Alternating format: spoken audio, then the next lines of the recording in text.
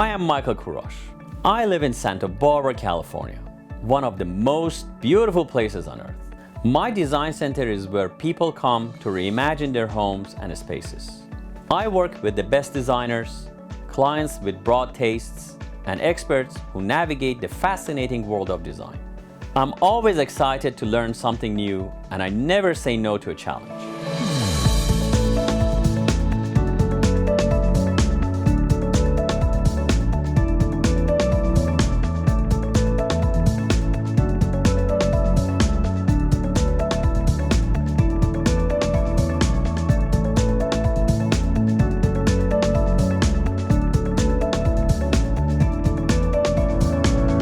This is Design Santa Barbara.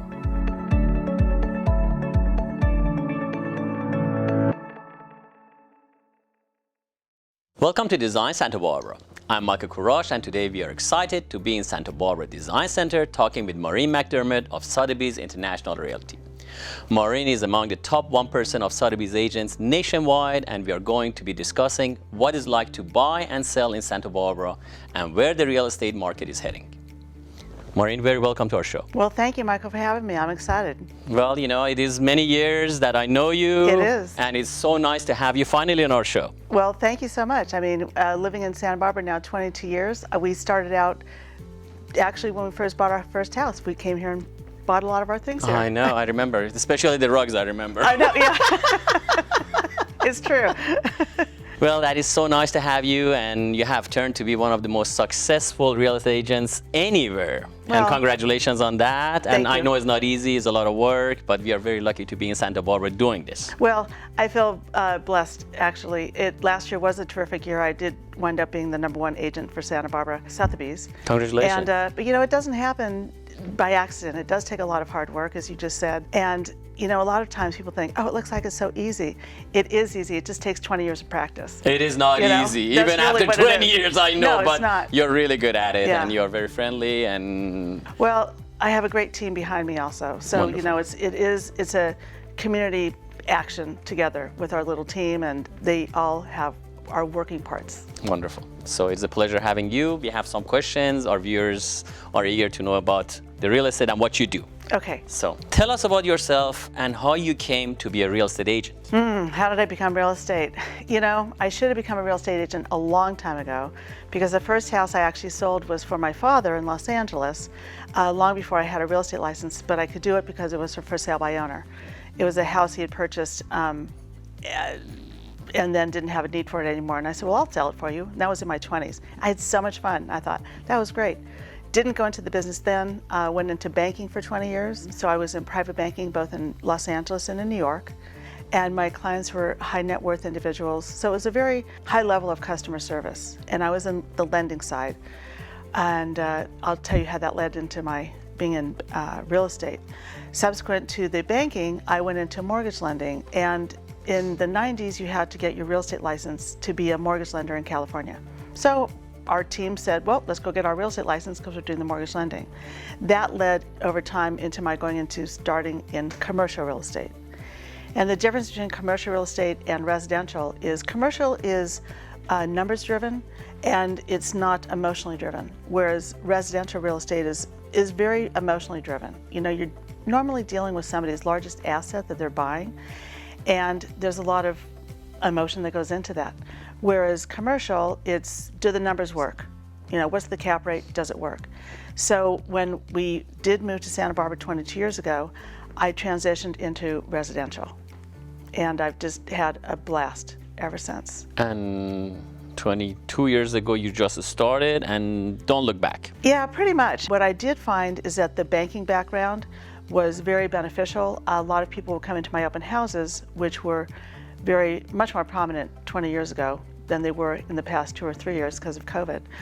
And I started my business on open houses. I remember when I joined Pitts & Bachman, which was then purchased by Sotheby's, the office manager said, well, we will pay to send out welcoming cards for you. And I said, well, you can save your stationery because I don't know anybody here.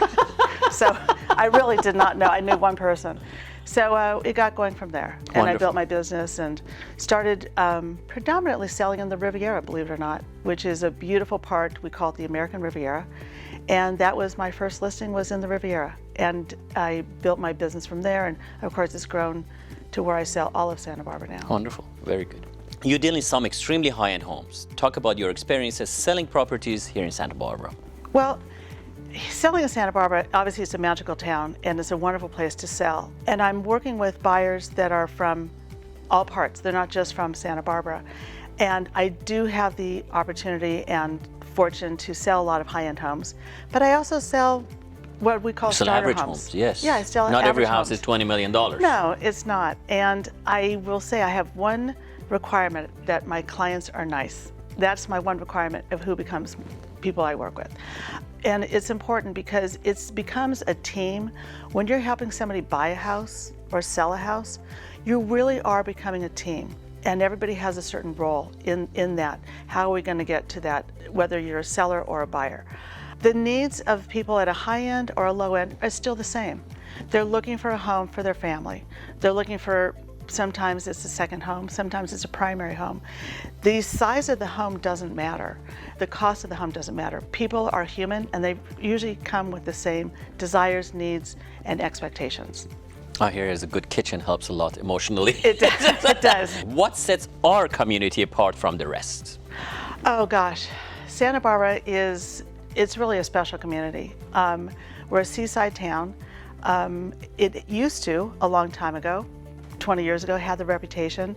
Santa Barbara was for the newlyweds and the nearly dead. Yes, that was that's because true. we had so many, we have so many universities. We have, Westmont, Christian University in Montecito. We have Santa Barbara City College, which is the #1 city college in the nation.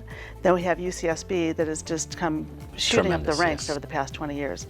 So we have a lot of younger people here. The nearly dead came from people that came back after retirement and they said, well, I want to buy in Santa Barbara. And I would always ask my buyers, well, how did you find Santa Barbara? And often the answer was, I did one semester here in college, or I went to high school here, or I grew up here, but now I've gone away and I can come back. That's So- literally like half my clients. Yeah, seriously. They're coming back no, people, they're very true. coming back people because they couldn't afford, there was not a large job market here. When I first started in real estate, the largest employer was Raytheon. Raytheon. And now the largest employer in Santa Barbara is UCSB. So there's never been a plethora of jobs for when you graduate and before you retire. So people had to move elsewhere to create their wealth, to get a job. And now with the influx of being able to work remotely, we find that that blending of all ages is being able to come here because we do have a burgeoning tech society going on, a lot of jobs, and people are able to live and work here, and that's new. So that has changed the profile of the person who is being able to look and live here. It's a very special place we are living. It's Yeah. just amazing. It's just Yeah. the people, the weather helps a lot. Oh. And that's, I think, the main draw for everybody else. It makes it beautiful and they can do whatever they want to do 12 months out of a year. I say to people, I say, look, you may have to pay a weather tax here. It is the weather tax. It's worth it. Yeah. And I say to people, our average temperature is 72, and if it becomes 71, people say, oh, it's kind of cold today. And if it gets 73, it's like, oh, it's so warm today. I mean, we have this median are spoiled. temperature, and I deal with a lot of clients that move here, and they just say, God, the weather. I know. Yeah, it's amazing. It's just amazing. It is. Last season, we profiled the Olive Mill house that you represented. Yes. Can you share some details from that project? Oh, I can. I have to say, in my 20 years, and goodness knows how many houses I've sold, that actually was one of my most favorite houses. And the reason why is because Olive Mill Road was named after that house. It was one of the original houses in Montecito, and it was originally an olive mill in 1893, and then was converted to a residence in 1905. So the fact that I was able to represent the seller and in a house that to me is so significant to Montecito was really a pinnacle for me in my career.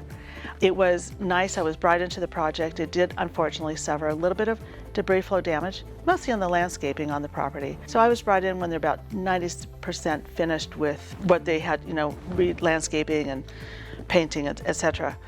And I wanted to just honor the owner and honor the house. Nice. So I really focused on the provenance of the house, and it was presented in a beautiful fashion. It was a beautiful home, I remember, and the landscaping was very nicely done afterwards. Yeah, and no, it was. Beautiful. We did enough to give a potential seller, and the buyer is thrilled, and I'm really excited to see what they do. They're from Seattle, want a second home down here, and have a older home in Seattle, and saw this and just fell in love. And we wanted somebody, particularly my seller, really wanted somebody who was going to be a good caretaker and steward of the house going forward. Beautiful, very Yeah. nice. We have seen many homes that are staged by designers. How can staging help you with your job? Oh. It helps me with my job. I know I sell a lot of stuff, but Yeah, it doesn't yeah. help you. No, actually it does help me. It helps me a lot. In fact, going back to Olive Mill, that's a great example. There was no way I could take 7,000 square feet and show that as a blank slate. People do have vision, but a lot of people don't. So a lot of times it's easier if you can bring in, and we brought in Lisa. Lisa, yes. Lisa did a fabulous job. Lisa always does good She job. does, she does. And I was really pleased with the results, and I think Lisa was as well. When she came in, she laid out a statement and an idea. And often when we stage houses, and Lisa and I talked about it, she goes, well, who do you think the profile of your buyer is? And I said, I really envision a family. I think we have a family coming in here. It could be a family, could be just a couple with a family. And that's in fact what it was. It was a couple, but they have adult children who will come in with their spouses and significant others. So when we go to stage a house, whether it's Olive Mill or wherever, you always kind of think, who is my buyer? And you want to lay the staging that will speak to them.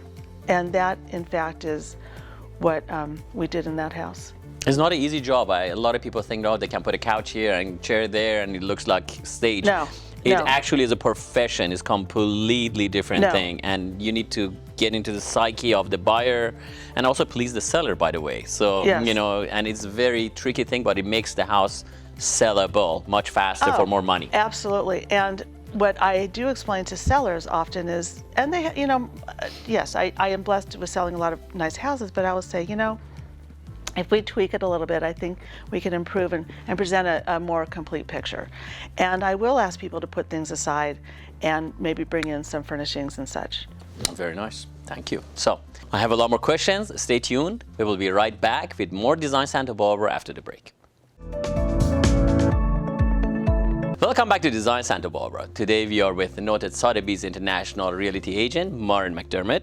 Maureen, thank you for being here. I Thank you for appreciate having me. you as a friend, as a client, and not as a TV show star. Here you are. We have some questions for you, and I would appreciate it. Me and the viewers would love to know. What is the #1 piece of advice you offer to your buyers and sellers? Oh, great question, particularly in this market. Let's start with sellers. Yes. Sellers think, wow, I hear the market's really hot and everything is great and things are just flying off the shelf. You know, let's just put it on the market. And you know, that is true. Things are moving quickly, but preparation is always 80% of the job, and then the execution is maybe 20%. And you have to do the preparation first. So for any seller that's looking to sell their house, I would say, you know, we always forget when you've lived in a house for a while that you don't notice the scuff marks on the wall, or you don't notice that maybe the door frame needs a new fresh coat of sanding or some paint. So what I would do is I would always walk your house first before you even consider going on the market. I always encourage people to get a pre-home inspection so that, and get your pest inspection. Get your inspections done up front.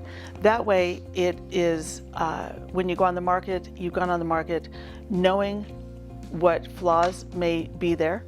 A buyer knows, and they know that you've placed your house on the market at a certain price, knowing that they have these things they may have to fix. Or you, in fact, as a seller, may want to take the time to repair those certain items that came up. Or, you know, if it's a pest report, you may give somebody credit. But that is totally preparation. And I also encourage a seller to do some cosmetic updating if it's necessary. You know, paint is one of the cheapest things you can do. Yes. It makes the most impact, actually. It makes the most tremendous Yes. impact. I will tell you, that does. And the second really is staging. if you need to go Yes. staging, but we'll hold that for a thought. I want to finish other things I would do with the seller before you go on the market. Get your home inspections done first. See if there's any work that you want to complete up front. Do some painting. Look at your landscaping. You know, we're going into springtime. You know, it's maybe time to trim some hedges. Maybe it's time to plant some new flowers. You know, make it inviting. And I will say, it's interesting. I had a client, now a dear friend, say to me once, she always goes to the back of a house because everybody thinks about the front of your house as being, oh, let's all make it pretty up front. But what does the back look like? And if the back looks as manicured as the front, i.e., are the gardening tools put away correctly and is everything nice and tidy, it gives you an indication that somebody does care about the complete picture. And I thought that was always interesting. Wow. I never forgot that comment. But those are the things I would encourage the seller to do. You know, do your homework up front, do your pre-inspection, do your work, and I do that with all of my clients. You know, I walk through and I say, house is great, I think we can take it up a little bit more of a notch, and normally I see what a buyer will see. Although I do a lot and have a lot of listings, I also represent buyers. So when I go into my listings, I can tell them what a buyer is going to be looking for. And I look at a house as a buyer is going to look at it. And those are the items that I highly encourage my sellers to fix. And how about the buyers? The buyers, so now we have buyers. So buyers have been in a difficult spot the last 2 years. We have had very low inventory. We continue to have low inventory, and we have high demand. So the best way a buyer can prepare themselves is to first, and I do this, when somebody isn't from the area, or even if they are and they want to buy a new house, I drive in the neighborhoods with them so that they understand where they possibly want to live. And it's more about deleting the areas you don't want to live and focusing on the ones that you do. So now we've identified where a buyer wants to live. We then can go, and I encourage them, if they're going to be getting a loan, get your pre-approval letter. Don't just get a pre-qual, go get pre-approved. Get the whole process done as far as you can. If you're going to be paying cash, get your verification of funds. Or if you don't want to, I always encourage people, if you have a wealth manager, just have them write a letter for you. So they can say, yes, Mr. and Mrs. Jones can afford or purchase a house up to this dollar amount. But when you're a buyer, you are typically in a competitive situation because we have so many multiple offers. Be ready, be prepared. Go in, have your information ready to go so that your agent can just write the offer and you can hand it in. Don't be fumbling with, oh, I've got to go get my approval done now. Well, the offers are due on Tuesday, you know? Because sellers are putting short time frames on when offers are due. It's not uncommon for a house to go on the market on a Thursday and offers are now due on a Monday. You don't have time to be preparing. So for buyers, I always say be prepared, know what you're looking for, know what you're willing to take on. Those are kind of the things that I encourage for both my buyers and sellers.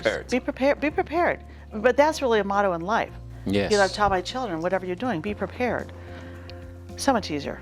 I agree with you 100%.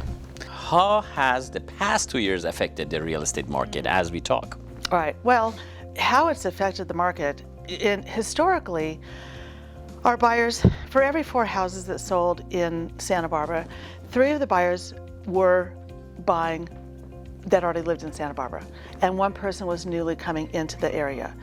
In the past 2 years, for every 4 houses that are sold, 2 houses are purchased by people already within Santa Barbara, and 2 are people moving into the area. So that in itself shows that we've got a new demographic. Demographic coming into town, and that's okay. I love it actually. It's not only okay, I love it. It's just good to get a fresh blood, turn around and see something new. Yeah, you do. I like it as well. I'm always concerned about making sure that the people that live in Santa Barbara can still afford to remain in Santa Barbara. Yes, that's true. So that's I'm always sensitive to that as well. We need more building. We need more building. And you know what, Michael, that is one of the problems across the nation right now. Home building was stalled across the nation, so we don't have that new inventory coming on. And that has impacted part of our clog in the wheel. People would like to move, but they have nowhere to go. So that has impacted the last 2 years. We don't have any new building. People are nervous to sell their house because they don't know where they're going to go. So it's been a process. It's a challenge, but I'm pretty sure things will change. So that's another question. Yeah. Where do you see the market going? Where I see it's going, it's interesting. I have read a lot of reports that say they believe this market is going to continue, listen to this, until 2024 because of the lack of inventory, and the demand will not be absorbed until 2024. Wow. And we do have, I know, I can't believe it. Now, those analyses were done probably in the last several months, but we have some things that have impacted lately. We have a war going on. We have inflation. We have interest rates are rising. So those are some factors that I think are going to slow down the market. You know, people buy by payment. They don't buy by price of a house. You know, not everybody pays cash. And people, what I mean by that, by payment by price, if an interest rate goes up 1%, then your payment goes up. It means that's less that you qualify for. It means that's less that you can buy. So that's what I mean by people buy by payment, not by price of a house. So with the interest rates going up, it is going to impact what people can afford. We do have a fair amount, almost up to 40% of our sales are cash in some areas of town, but the other portion are getting a loan. So we're going to see, I think, it slow down personally. I actually think if you're selling is a good time to sell because Selling I see this thing happening a few times around. Having done this for 20 years, I've been in all the different markets. If I were a seller, I would highly consider selling right now. Yes, if you were a buyer, I would, you know, if I was a buyer, I would still try and get my feet into the pond. yes. All right, so next question. What are some of the common steps you have to walk buyers and sellers through during the process? I have learned that if a seller is selling, obviously they bought a house sometime, but I'll say to a seller, well, when was the last time you bought a house? And sometimes they bought something, other investment properties or done other things like, well, when I bought this house, 30 years ago. The process has changed. So I always walk a buyer and a seller actually through the process. On a seller, this is what's going to happen and this is how it's going to happen. And just because we've negotiated and we're under escrow, there's another negotiation period that comes up after inspections are done. So it's really important to communicate, and I feel I do that well with my clients because I don't want them to have any surprises, particularly when you're dealing with somebody's, usually their largest asset or one of their largest, or it's also an emotional, somebody's selling a house because they got a new job or somebody died, or sometimes there's emotion involved with why they're selling. So I'm always sensitive to make sure that there's no surprises in the listing process or the selling process. You just have to stay on top of it. So I want everybody advised what's going to go on. And then on the buy side, I have a lot of clients that have never purchased in California before. In other states, we don't have title. Well, they have title, but they don't have escrow. We have lawyers that handle all the transaction. And they say, well, I can't close on that day. I'm not going to be here. I'm like, well, it doesn't matter. We don't have a closing table. So it really comes down to education. And I like to keep my buyers as educated and as I am and how the process works. And I also like a buyer educated into the market so that when they've gone back home and I can say, oh, a new house just came up in the area that you want. They know what that area is because we have covered it clearly in all of our expeditions out together. So for me, a buyer needs to be highly educated on the area, and then it's up to me to walk them and a seller through the escrow process. Needless to say, you're successful because you have this depth of knowledge and you convey to your clients, and that's what made you where you are. Well, thank you. I'd like to thank, again, the banking background helps, and I have a great team. Very good. Last but not least, do you often maintain friendships with your clients after the sale or purchase? No, I do. I always tell my clients, I said, you're stuck with me.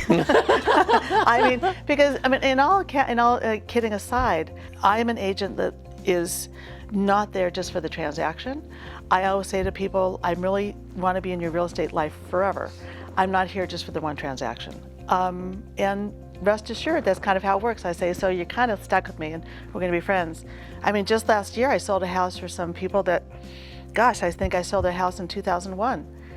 And we maintain friendships, and I do tend to maintain communication and friendships with my clients. Because remember when I first moved here, I didn't know anybody. Yes. So I had to create my own little social Circle of friends. circle of friends, if you will. So I said to my husband, these are all going to be our friends. And you know, I think water seeks its own level. And you do tend to gravitate to people that are like-minded. And I've had some wonderful like-minded clients that have turned into very good friends over the past 20 years. In fact, I don't know if you have time, but I have some clients that just bought a house in Hope Ranch, and they've done a beautiful job. I'd love to take you over and show you. I'd love to see it. Do you have time? It is in Hope Ranch. It's not that far, so we can go there. Yeah. Great. I'd Today? love that. If you can. Yeah, love to. All right. Okay, here we go. I would like to thank Maureen for taking time to speak with us, and I'm excited to see this property she's talking about. We will be right back.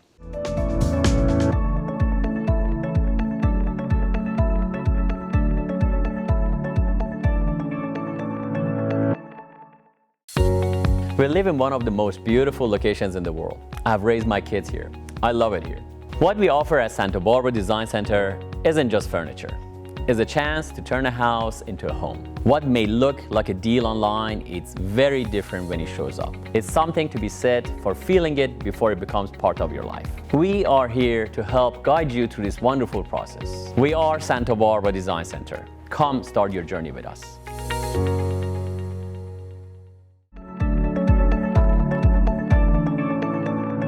Maureen, thank you very much for taking us on this beautiful tour out of the store. You're welcome. And this is the house that one of your clients has for sale and hired you to sell it. They have, and I'm so excited to show it to you. They finished an amazing remodel. It's been transformed, and I'm really excited for you to see it inside. I would love to see this house from inside because it's my fourth time I come to this house. And so you'll see the different transformations. Love to see the transformation and how it looks up. Well, then we will wait until next week. All right. Thank you for joining us on Design Santa Barbara. See you next week on this fabulous homes tour.